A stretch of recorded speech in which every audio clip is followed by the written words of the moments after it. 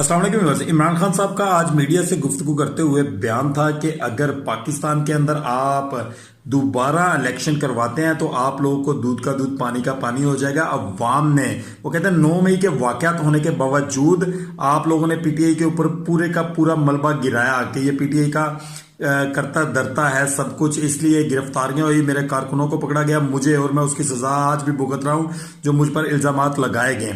लेकिन उन्होंने ये कहा कि जनाब जो इल्जामात मुझ पर लगाए गए उसका फैसला अवाम ने 8 फरवरी को सुना दिया कि वो कहां खड़ी है और किसके साथ खड़ी है। वो कहते हैं अगर आज भी इलेक्शन होते हैं दोबारा अवाम ये चीज आप लोगों को क्लियर कर देगी कि वो कहां पे खड़ी है और किस जमात के साथ खड़ी है। वो कह रहे हैं कि हम मुज़ाकरात करने के लिए तैयार हैं, लेकिन जो हमारा मैंडेट चोरी किया गया है वो हमें बाइज्जत तौर पर वापस किया जाए और मुल्क को चलने दिया जाए, और ताकि मुल्क की माशियत स्ट्रॉन्ग हो सके। ये इमरान खान साहब का कहना था आज के गुफ्तगू में।